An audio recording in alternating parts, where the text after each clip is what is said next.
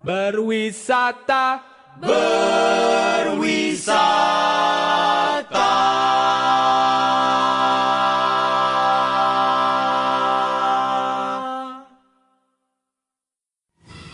Aduh, emang cantik sih. Cuman, ya masa aku pacaran sama yang lemot gitu sih? Cerewet lagi. Anjing, beneran. Oke, pro-nya, oke, cantik. Udah. Cons-nya, rumahnya jauh, cerewet, lemot. Kok banyakan cons-nya sih? Tapi cantik, men.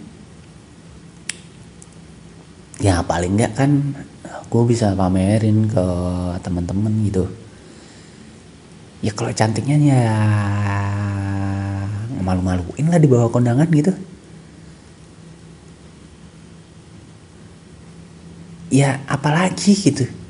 Kayak nggak ada positifnya ya. Ya itu doang gitu. Aduh lo gila, lo coba deh ketemu sekali deh. Anaknya sih baik gitu. Oh ya oke lah. Baik sama cantik deh, boleh deh. Cuman men semuanya tuh dikomentarin. Gue tuh nggak tahan sama orang yang suka ngomel. Ya elah, lo coba deh satu kali ketemuan sama dia, lo nilai deh, bener nggak omongan gue? Ya semuanya gitu. Lo misalnya nih ya ke jalan di mana nih, di mall gitu, itu tuh semuanya dikomentarin. Itu tau nggak ini itu tuh ini loh, ini itu tuh ini loh, ini kamu kok pakainya gini sih sekarang. Aduh, gue nggak tahan man sama kayak gitu.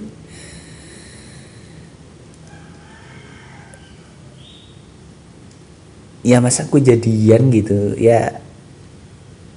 Iya sih. Iya, cuman ya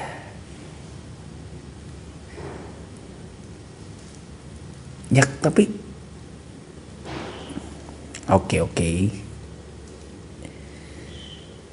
Ya beda gitu. Ya iya kan kalau yang lain kan kritis gitu. Enggak, ini tuh bawel gitu.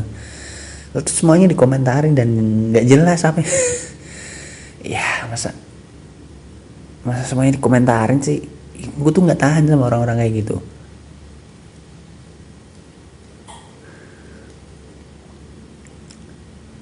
Ya nggak tahu. Gue kalau lepasin ini nggak tahu lagi lah. Gue ya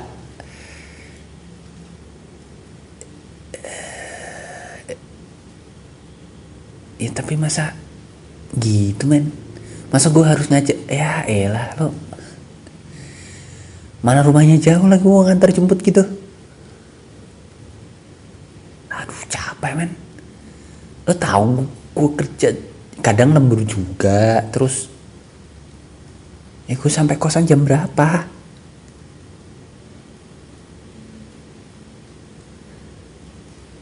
Aduh nggak tahu lah. Nggak tahu gue. Aduh, welcome. Hey ho, aduh lupa. Sekarang jangan jarang nyapa dengan hey ho ya. Selamat datang di Perspektif Perdana episode ke-20 kalau nggak salah. Kalau nggak salah 2021 deh, gue lupa. Di pagi-pagi yang, aduh, gue nggak ngerti juga sih gue rekaman jam berapa. Pagi hujan, gue harus mengejar setoran untuk tetap rekaman dan gue tuh nggak tahu mau ngomongin apa. By the way ini gue ambil di tanggal keramat men. 212 Wiro Sableng, aduh. Aduh, gue nggak ngerti ya. Gue harap teman-teman yang ada di Jakarta ini ya nggak ada yang rusuh kayak 4.11 kemarin sih malamnya gitu. Gue tuh takut sebenarnya. Untung gue udah gak di udah gak di Jakarta gitu. Ya keep safety lah, keep safety. Ya kalau nggak perlu amat ya di rumah di dalam aja gitu. Aksi damai sih kan orang nggak tahu gitu. Yang kayak kemarin itu kan juga aksi damai, cuman yang di belakang apa malam segala macam itu kan kita nggak ngerti juga gitu, karena ya namanya masa kita kan nggak tahu gitu di ya gitulah. Gue nggak pengen ngomongin politik juga, cuman ya gue berharapnya everything is okay, kagak ada penjarahan atau bakar-bakaran kayak kemarin gitu.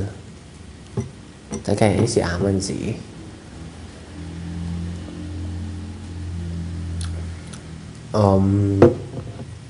Sama ya, gue pengen ngomentarin Rasmani, cuman ya nggak usah lah. Buat apa dikomentarin? Ya nggak usah lah, itu ini sih. Tapi kalau alasan lo tuh gitu tuh salah men gitu. Alasan untuk ya lo harus belajar ekonomi deh sebelum lo menyuarakan suatu tindakan gitu tuh. Ya gue harap gitulah gitu. At least lo berargumen itu masuk akal gitu.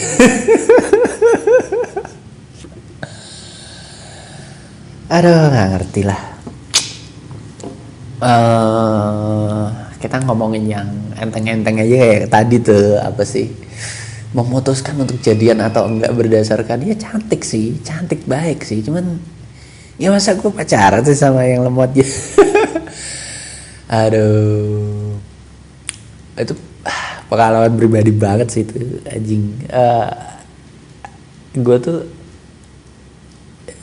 ya relationship gue tuh kacrut ya emang ya, gue akuin. Cuman lo tahu kan kadang kita itu berekspektasi terhadap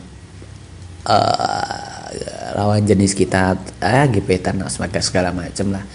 Ya nggak semua gebetan, kadang kalau kita ketemu sama orang yang anjing nih, orang rapi gini ini lumayan nih, pasti S2 nih orang gitu kan, rapi, wangi segala macam. Terus wah ini pasti pinter nih gitu, pasti ini. Ternyata ya kadang-kadang ekspektasi kita itu beda jauh sama realita yang ada gitu. Gue sering banget ketemu sama orang-orang yang anjing menurut gue tuh dia harusnya di level itu, tapi ternyata enggak gitu. Aduh, ya ternyata beda gitu. Gue bisa menggeneralisir, tapi ternyata ada beberapa orang yang ya memang anomali aja. Dia harusnya gini ternyata gitu, ternyata gini harusnya gini ternyata gitu. Memang apa ya, gue tuh sependapat sama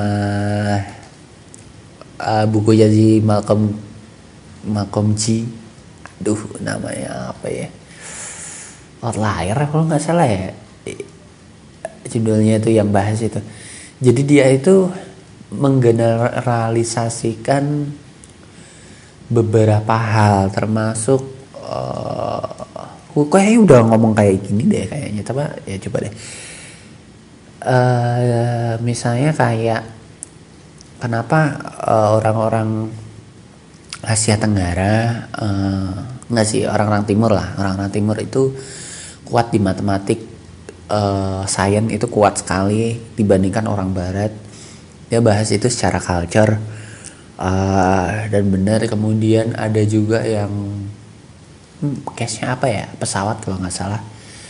Pesawat itu juga kenapa ada satu maskapai yang apa namanya, sering kecelakaan gitu. Ternyata setelah diulik-ulik lanjut, ternyata bukan kesalahan sih, apa ya, ya pemicu yang dasar deh, yang dasar itu karena komunikasi. Jadi kalau nggak salah maskapai apa ya, Korea atau Cina atau apa ya, ya itulah. Karena budaya di timur itu adalah lo cuma harus kerja, nggak boleh diem, nggak boleh berpendapat. Senior tuh harus dihargain banget. So di maskapai itu kalau nggak salah, karena co-pilot sama pilot itu harus saling ngingetin ya. Nah itu kejadian itu pilotnya itu salah tafsir nih, istilahnya salah tindakan nih. Maksudnya dia tidak mengkalkulasi segala macam kemungkinan untuk tindakan itu. Nah si co-pilotnya tuh tahu, dia itu ngingetin tapi tidak secara direct gitu loh. Pak serius kayak gini gitu ya, gitu doang gitu, cuma apa sih ya, indirect communication gitu loh, untuk mempertimbangkan keputusannya. Aduh sorry man. Nah akhirnya pesawat itu jatuh gitu, karena, dan setelah di black boxnya dibuka ternyata memang si co-pilotnya itu sudah menyarankan berbagai hal untuk secara indirect kepada si pilot bahwa keputusannya ini kayaknya salah deh gitu. Nah sayangnya komunikasi yang digunakan itu tidak direct. Lo tuh salah gini nih, ini attitude-nya sekian gitu. Kalau kita pakai ini nanti kita crash gitu kan. Nah itu nggak indirect, so nggak direct lah komunikasinya. So itu berakhir seperti itu. So, setelah itu budaya di maskapai itu dirubah gitu. Jadi harusnya nggak boleh ada sungkan atau apa segala macam, bahwa budaya niatin segala macam harus ini gitu, senior junior, karena menyangkut keselamatan pesawat, menyangkut keselamatan penumpang kan. Ya itu menariknya bahwa entah itu, gue juga kadang-kadang ngerasa bahwa si Malcolm ini, apakah dia itu menggunakan study case tertentu untuk mendukung teorinya atau gimana. Cuman ya menarik gitu, bahwa dia mengambil kesimpulan dari sesuatu yang mungkin kita nggak ngelihat gitu, bahwa kenapa anak orang-orang timur itu jauh lebih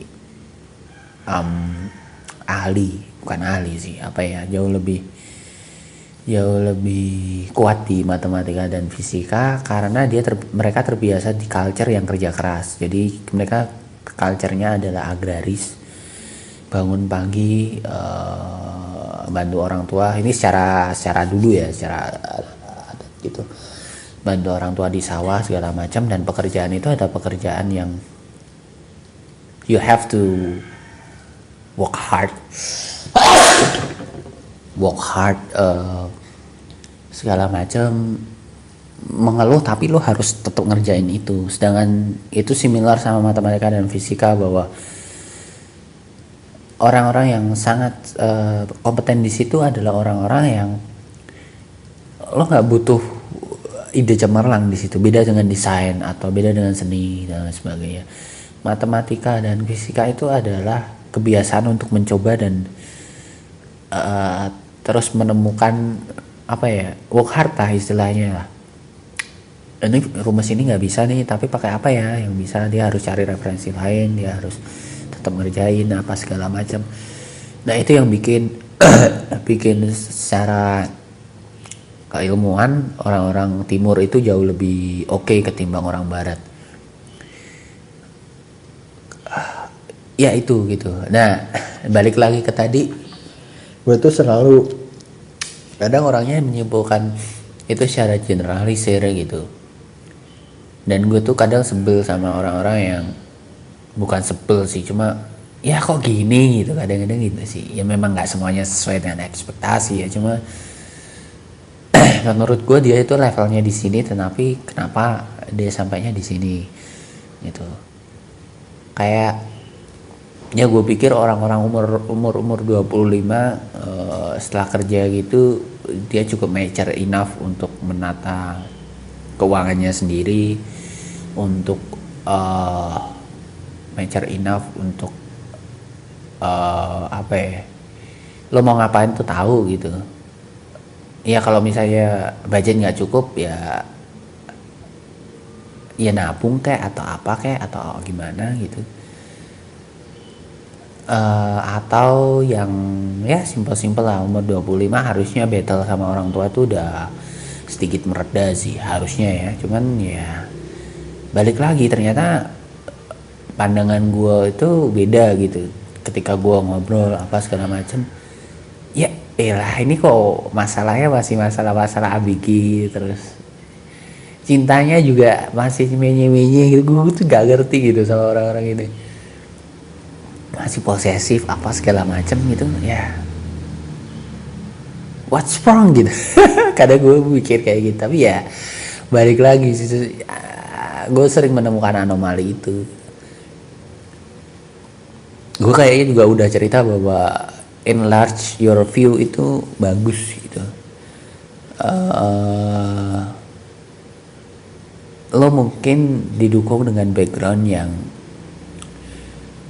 yang tidak oke, katakanlah apalah segala macam secara pendidikan tidak ini, tapi ketika lo didukung sama lo enlarge your view, entah lo traveling, entah lo baca buku, entah lo ketemu sama banyak orang ngobrol, entah lo apa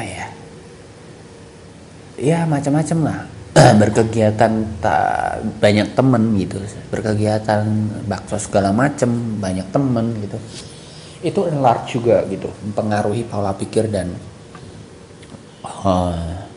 tindakan yang lo ambil. Ya itu gitu. Banyak yang gue temuin juga there's no, ya kuku nggak habis pikir dia seorang yang secara pendidikan lo nggak akan inilah, jadi coba lulusan SMA nggak kuliah dan tapi dia sangat-sangat confidence untuk ngomongin soal ekonomi, ngomongin soal apa ya, aku sering ngobrol lah sama dia gitu, soal ekonomi, soal ya bangsa segala macem lah. Nggak, dia harusnya punya ide-ide yang menurut gue masuk akal gitu, dan jauh lebih dia jauh lebih gamblang menerangkan lo harusnya nggak boleh atau tidak boleh melakukan rashmani itu efeknya seperti apa dan argumennya harusnya seperti apa. Itu jauh lebih oke ketimbang orang-orang yang di sosial media untuk menyarankan rashmani gitu. Dan ya dia nggak kuliah loh dan itu yang gue gali lebih lanjut sih tentang dia. Ternyata dia memang enlarge their view. Dia sering baca buku segala macam, dia ketemu banyak orang dan dia jauh lebih sering bertanya ketimbang ngomong gitu, ketimbang mengungkapkan pendapat. Itu yang hal itu juga yang menurut gue hilang deh dari generasi sekarang. Nggak tahu sih generasi atau apa ya, kita tuh jarang mendengar sih sekarang tuh. Iya nggak sih? Itu gue sering apa ya, ngobrol gitu dengan banyak orang, dan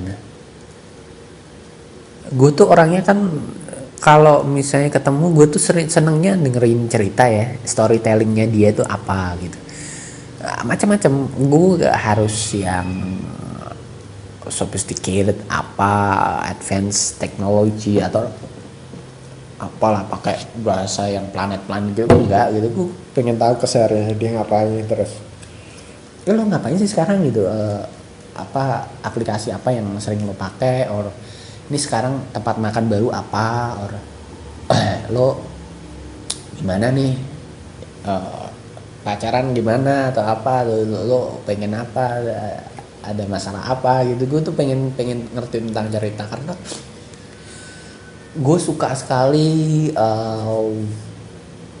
apa ya, mendapatkan perspektif beda dari orang lain dari sudut pandangnya dia, dan kenapa dia memilih untuk melakukan tindakan itu, atau dia punya referensi baru apa, lagu baru apa, or dia baca buku baru apa, dan apa yang dia temukan di situ. Gue sangat suka dengan cerita itu gitu. Gue selalu suka sama perspektif beda.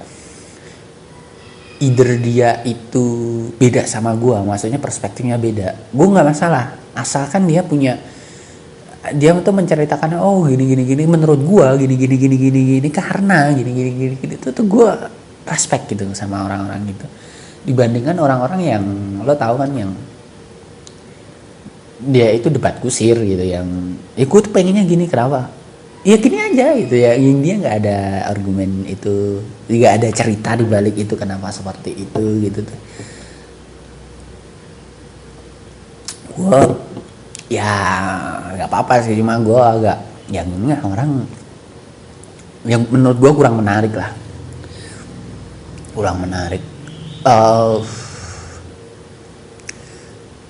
Balik lagi ke balik tapi nggak balik deh.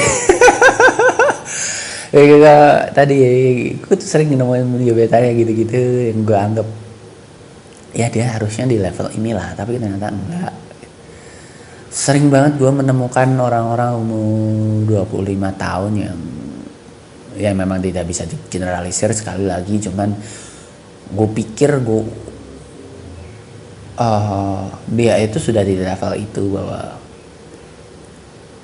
ya nggak katrok amat lah, maksudnya kayak sudah punya argumen yang jelas tentang arah hidupnya ngapain, and then dia sudah punya, lo tuh udah menemukan dirinya lah, apa ya istilahnya, dia tuh tahu siapa dirinya di umur kerja itu udah tahu, oh gini ya, paling nggak mencari gitu, paling nggak udah mencari mulai ngeliat gitu. Gue sukanya apa yang harus gue lakuin, apa yang gue pengenin. Gue tetap stay di sini, kerja di sini, or ngapain gitu. Ternyata ya banyak yang enggak gitu. Banyak yang ya masih nggak tahu sih. Ya menurut gue jiwanya masih anak-anak gitu. Masih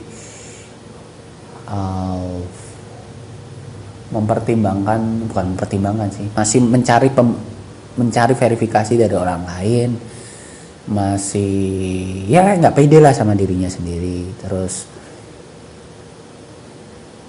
ya gitulah.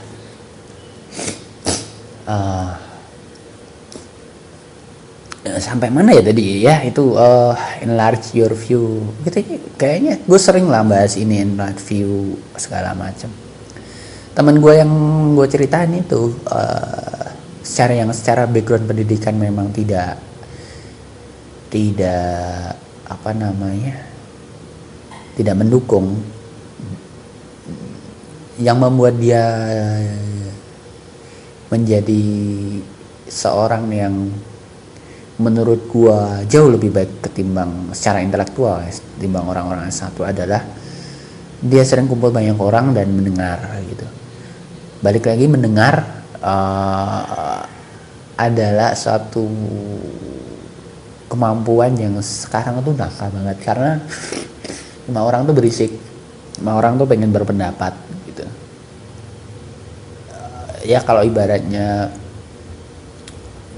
motor atau mobil itu semuanya tuh ngegas semua gitu, kencang-kencangan gitu, nggak ada ngerem apa segala macam gitu. Lo lihat di sosial media berapa banyak orang yang komen ketimbang menahan komen, dan oh ya oke, gitu, beda gitu. Dan kalau lo conversation, kalau ngobrol ketemu berapa orang itu, lo lihat berapa banyak sekarang yang dia duduk dengerin, nanggepin ketimbang dia ngobrol, ketimbang dia cerita mulu gitu. Memang itu masing-masing orang punya ini ya, yang introvert apa segala macam, yang cenderung pendiam memang dia diam atau apa. Tapi sekarang tuh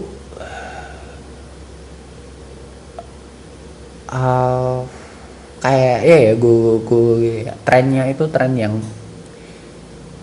lu bicara dulu deh, mikir belakangan, bicara dulu, berargumen dulu, debat dulu apa segala macam, share. Ini ada yang baru, share ya kan, like comment ya kan. Tapi dia itu gak, ini kenapa ya orang itu gini, kenapa ya pendapatnya seperti ini, dia tidak mengendapkan itu di pikirannya dia, dan ya udah gitu aja tuh, nggak ada gitu. Orang dulu itu ya, orang dulu lagi ini dikotomisasi antara dulu sekarang, yang enggak sih, cuman gue dulu sih tidak sebising sekarang gitu. Gue ngerasa bahwa itu beda banget lah, kebisingan itu gila lah sekarang tuh ya. Kayak isu-isu yang itulah, orang yang tidak berkompeten banyak, mereka bisa gather massa atau gather apalah ya, flat earth lah, gampang lah, flat earth. How come itu jadi tren lagi gitu setelah berabad-abad lamanya? Teori itu tidak didukung gitu, dan I don't know how gitu. Iya, gue nggak ngerti lah. Itulah kenapa orang itu dulu orang yang tidak berkompeten itu jarang ngomong gitu. Dia selalu takut apakah dia punya kompetensi di situ, dan apakah dia great enough untuk ngomongin masalah ini dan mengemukakan perspektifnya. Even kalau dia mengungkapkan perspektifnya, dia punya fakta, data, segala macam referensi di belakangnya gitu. Dia nggak asal ngomong lah. Jurnalisme contohnya gitu. Ya nggak asal ngomong yang anjing ini apa nih berita. Lo tau gak sih, you know like 7 kesalahan umum yang dilakukan pria saat PDKT, or lo tau yang headline-nya itu menjebak gitu kan. Mario menghamili gadis umur ini gitu, ternyata Mario siapa gitu. Atau ternyata itu adegan film gitu, anjing gini nih, aduh, nggak ngerti lah gue, era-era yang sangat berbeda, era-era yang menurut gue perlu refleksi diri banyak gitu. Sayangnya sih nggak banyak orang yang kayak gitu. Terus ini udah sampai di sini, harusnya kita gini ya gitu. Ini sama halnya yang gue temuin gue mau cerita inilah, gue tuh sekarang suka main werewolf itu di Telegram ya. Werewolf itu you know like sebenarnya cardboard,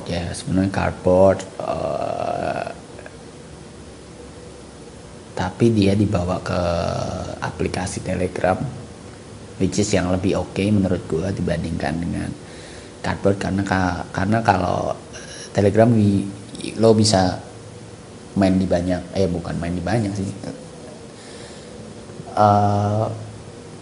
apa ya lebih luas, perannya juga lebih banyak gitu, lebih apa ya, lebih banyak variatifnya gitu. Lo kalau mau lihat demokrasi, lo kalau mau lihat kenapa sosial media sekarang seperti itu, lo kalau mau lihat bagaimana opini satu orang itu gather gather masif follower yang sebenarnya dia juga nggak ngerti apa yang dia lakukan gitu. Coba lo main werewolf gitu. Gue tuh banyak menemukan filosofi di situ gitu. Bukan filosofi, apa ya? Di permainan itu gue menemukan, oh iya, ini similar banget sama society sekarang gitu, bahwa satu orang punya satu hak suara. Lo mau jadi penjahat, lo mau jadi orang baik, lo mau jadi apapun itu, lo satu suara. Yang jahat itu bisa gather ini, yang baik tuh belum tentu dapat gather massa, yang cuap-cuap banyak cuap-cuap dan berkilah segala macam itu bisa dapat massa banyak. Ya sebenarnya punya yang lebih benar itu ini dah, gitu-gitulah. Menyenangkan, maksudnya gue bisa ngelihat, oh karakternya gini, karakternya gini. Tapi sistem permainannya sendiri gue belajar banyak sih dari situ, bahwa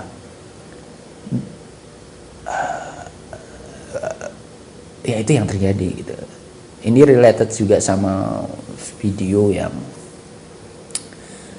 gue nonton, video di YouTube tentang Socrates yang dia Socrates tuh kalau nggak ngerti, ya tahu, masa nggak ngerti sih Socrates? Sejarah lo dapat berapa? Socrates tuh seorang filsuf Yunani, pemikir lah. Sekarang tuh nggak ada ya, apa namanya? Kayak nggak ada ya profesi filsuf itu, kayak nggak ada sih. Filsuf tuh pemikir ya, pemikir, dia apa sih?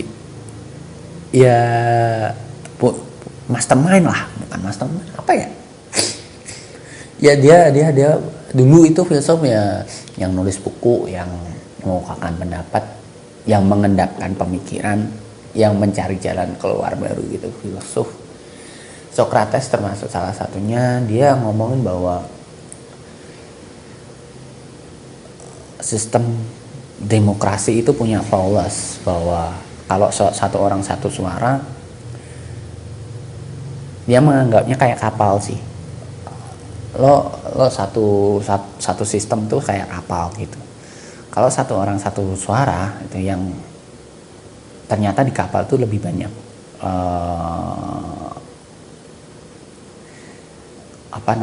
orang-orang tua gitu. Jadi misalnya nih satu kapal yang orang tua itu 800 orang, yang anak muda itu 200 orang gitu. Nah itu terjadi, ini lagi mimpin ini nih, lagi milih kapten kapal gitu. Anak muda berpikiran bahwa ya harus golongan gua dong, karena kenapa? Karena kapten kapal harus punya visi yang jelas, clear, and then dia harus stronger, better than the rest gitu. Dia harus punya otak yang oke gitu.